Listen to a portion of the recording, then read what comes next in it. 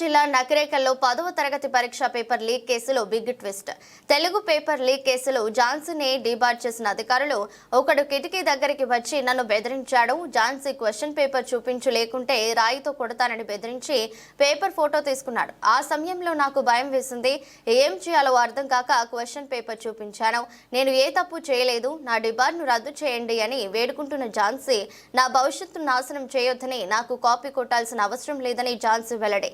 మళ్లీ పరీక్షలు రాసేందుకు అవకాశం ఇవ్వాలని, లేకుంటే చావే శరణమని ఝాన్సీ వెల్లడి. పరీక్షలు రాయడానికి అనుమతి ఇవ్వాలని కన్నీరు మున్నీరుగా విలపిస్తున్న ఝాన్సీ ఎవరు చేసిన తప్పుకు నా బిడ్డ భవిష్యత్తు నాశనం చేయొద్దని ఝాన్సీ తల్లిదండ్రులు వేడుకోలు. ఇప్పటికైనా పేపర్ లీకేజీ కేసులో 11 మందిపై కేసు నమోదు చేసి రిమాండ్ పంపించిన పోలీసులు.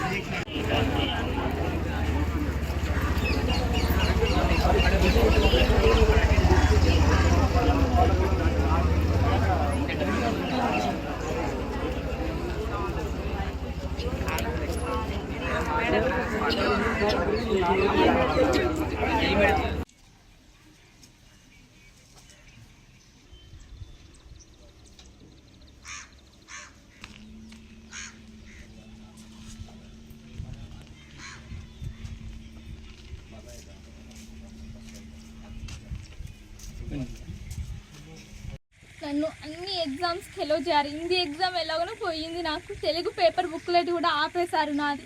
సో అన్ని ఎగ్జామ్స్ రేపటి నుంచి ఇంగ్లీష్ ఎగ్జామ్ నుంచి అయినా నన్ను రాసేలా కోఆపరేట్ చేయండి ప్లీజ్. నాకు ఎగ్జామ్స్ రాయకుంటే నాకు సూసైడే తప్ప వేరేది ఏం లేదు. నాకు 10th ఇది లైఫ్. ఈ 10th సప్లీ పడితే నన్ను ఇంటర్, డిగ్రీ, బీటెక్ ఏదైనా కూడా మొత్తం ఎఫెక్ట్ పడుతుంది. ప్లీజ్ అందరు అధికారులు, కలెక్టర్ గారు, ఎంఈఓ గారు, డిఈఓ గారు అందరికీ చేతులు ఎత్తి జోడిస్తున్నా. ప్లీజ్ నాకు న్యాయం చేయాలి, నాకు న్యాయం చేయాలి. నేను ఒక దళితుల విద్యార్థిని.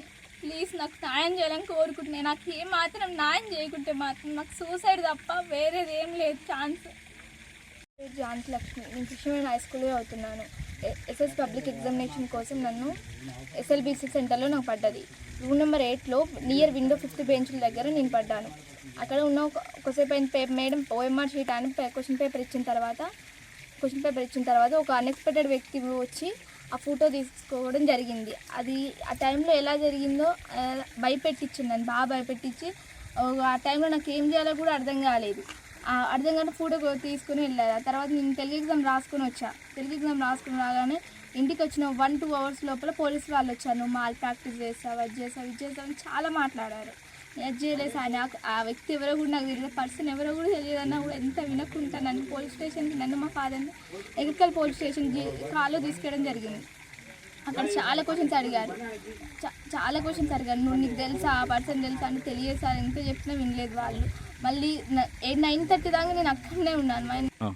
పోలీస్ వాళ్ళు 9:30 దాకా నన్ను మా ఫాదర్ని కూర్చోబెట్టారు. తర్వాత ఒక 10 దాకా 10:30కి నేను మా ఇంటికి వచ్చేసాను. నేను వచ్చిన తర్వాత వాళ్ళు ఏం భరోసా ఇచ్చారంటే, మీరు ఏం కాదు, ఎగ్జామ్స్కి ఏ ప్రాబ్లం ఉండదు, మీరు అన్ని ఎగ్జామ్స్ రాసుకోవచ్చు, జస్ట్ విచారణ కోసం మీరు ఇంటికి పోలీస్ స్టేషన్ తీసుకురావాలని చెప్పారు. విచారణ కోసం ఏం కాదు, ఎగ్జామ్స్ అన్నీ రాసుకోవచ్చు అని నాకు మా ఫాదర్కి భరోసా ఇచ్చి పంపించారు.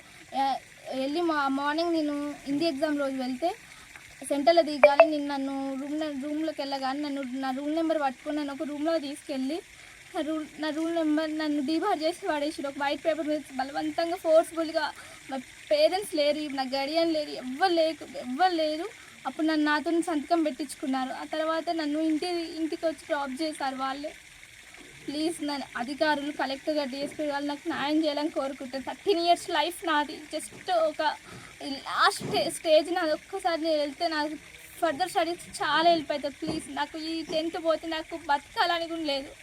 నాకు సూసైడ్ తప్ప వేరే ఆలోచన కూడా లేదు నాకు ఇప్పుడు. ప్లీజ్ నాకు న్యాయం జరుగుతుందని నేను బతకగలుగుతా తప్ప నాకు వేరే ఛాన్స్ కూడా లేదు. ప్లీజ్ నాకు మాత్రం న్యాయం జరగకుంటే మాత్రం నాకు చాలా